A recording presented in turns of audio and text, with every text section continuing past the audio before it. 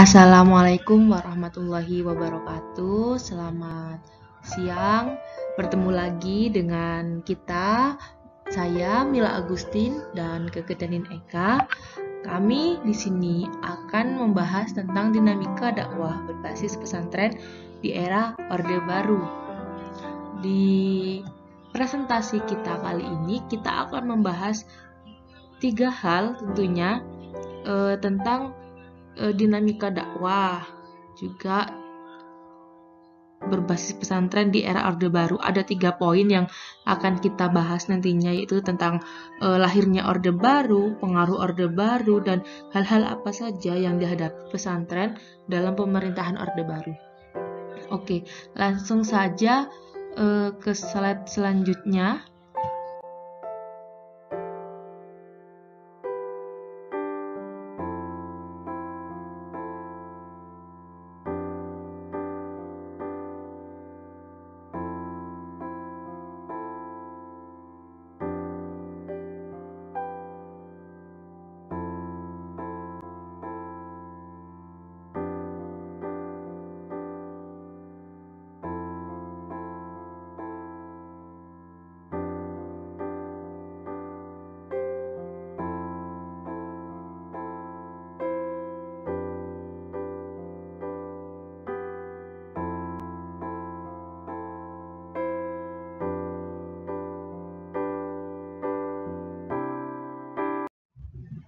Yang pertama yaitu latar belakang. Orde Baru membangun pemerintah yang berfokus pada pembangunan ekonomi dan stabilitas politik. Maka dapat kita lihat hasilnya. Sepanjang sejarah Orde Baru secara ekonomi, Indonesia mengalami pertumbuhan yang sangat pesat. Namun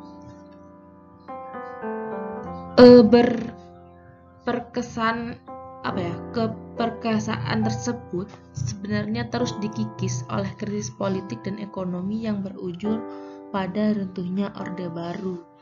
Jadi latar belakangi era Orde Baru dalam dinamika politik ini adanya sebagai contoh represi pemerintah terhadap Islam secara tidak langsung melahirkan bibit-bibit gerakan perlawanan terhadap pemerintah. Fenomena yang menyangkut umat Islam dan tentunya keadaan terhadap gerakan dakwah itu sendiri. Maka di sini kita melihat bagaimana keadaan dakwah di Orde Baru.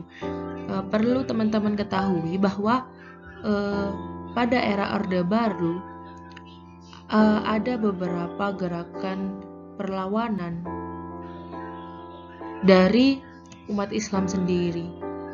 Mungkin nanti bisa dicari tahu lagi sejarahnya di Google, tapi ini juga yang melatar belakangi gerakan dakwah itu untuk terus mengkikis era Orde Baru di sini.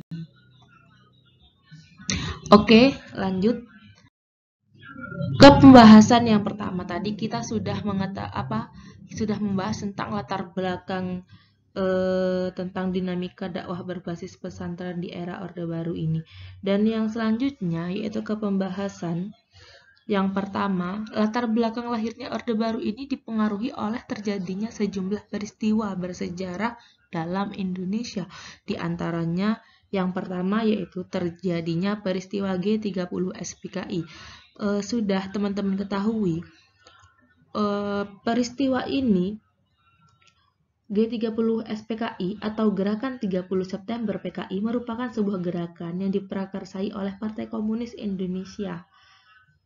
Dan ini menjadi latar belakang lahirnya Orde Baru yang pertama. Dan yang kedua yaitu terbentuknya Front Pancasila. Front Pancasila ini merupakan sebuah gabungan atau kesatuan dari beberapa organisasi seperti KAMI, KASI, KAPI, dan lain sebagainya yang bertujuan untuk mengajukan Tritura.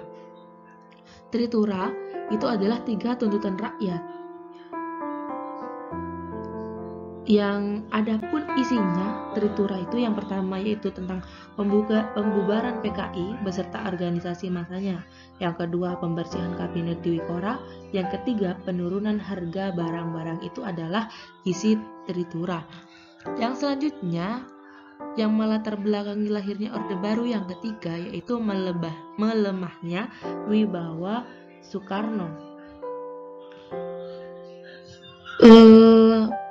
Presiden pertama Republik Indonesia ini memiliki pesona dan wibawa yang sempurna pada masa kepemimpinannya hingga pada akhirnya mampu menghalau para penjajah untuk pergi meninggalkan tanah Indonesia. Namun sayangnya akibat kekacauan negara yang tidak terkendali, Presiden pertama sekaligus proklamator Indonesia ini mengalami penurunan wibawa yang dimiliki. Wibawa Soekarno sebagai pemimpin bangsa Indonesia semakin memburuk dan menurun lantaran gagal dalam melakukan beberapa hal. Di antaranya yang pertama itu adalah gagalnya sidang paripurna kabinet. Yang kedua, gagal dalam mengadili tokoh-tokoh PKI. Yang selanjutnya yang melatar belakangi lahirnya Orde Baru yang terakhir yaitu adalah TAP MPRS nomor XXX111 atau 1967 MPRS. Dalam TAP MPRS ini berisi tentang pencopotan jabatan presiden kepada Soekarno sekaligus mengangkat Soeharto untuk menggantikan menjadi Presiden Republik Indonesia. Pengangkatan tersebut terjadi pada tanggal 12 Maret 1967 dan sejak saat itulah dimulainya masa Orde Baru oleh kepemimpinan Soeharto sebagai Presiden Republik Indonesia. Dan keempat di ataslah merupakan poin-poin mengenai latar belakang lahirnya Orde Baru di Indonesia. Kita lanjut ke pembahasan selanjutnya yaitu tentang pengaruh Orde Baru dalam perkembangan pesantren. Perkembangan pendidikan pondok pesantren pada periode Orde Baru seakan tenggelam eksistensinya karena seiring dengan kebijakan pemerintah yang kurang berpihak pada kepentingan umat Islam. Setitik harapan timbul untuk nasib umat Islam setelah terjadinya era reformasi. Pondok pesantren mulailah berbenah diri lagi dan mendapatkan tempat lagi di kalangan pergaulan nasional. Lanjut ke pembahasan yang selanjutnya.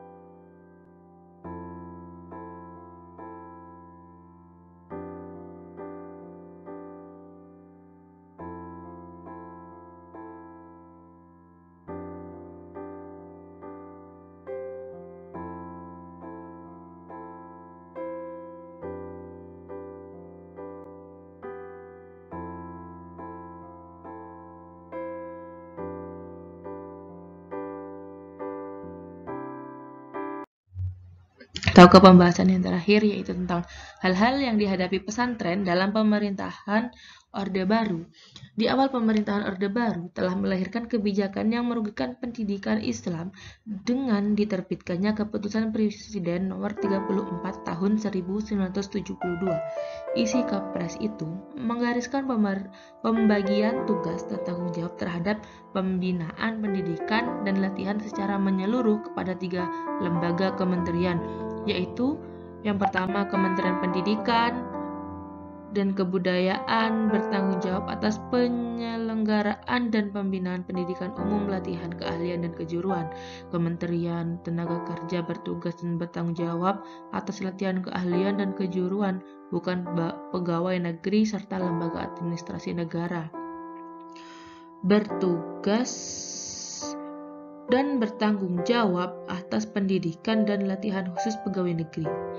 Kementerian Agama yang sejak kemerdekaan bertugas membina pendidikan agama yang dalam kurung pesantren, madrasah atau sekolah agama hanya bertugas dan bertanggung jawab untuk menyusun kurikulum pendidikan agama baik untuk sekolah umum, madrasah maupun perguruan tinggi. Jadi begitu banyak hal-hal yang dihadapi pesantren dalam pemerintahan Orde Baru, mulai dari pemerintahan kementerian agama yang dikhususkan untuk pesantren, madrasah dan sekolah agama. Kami lihat di beberapa yang kami baca itu bahwa pada pemerintahan Orde Baru ini setelah, mungkin di awal atau setelah itu, ada beberapa hal yang memang akan berdampak baik kepada pesantren, madrasah atau sekolah agama. Nah, itu yang dapat kami sampaikan. Kurang lebihnya mohon maaf. Wallahul muwaffiq ila aqwamit thoriq. Wassalamualaikum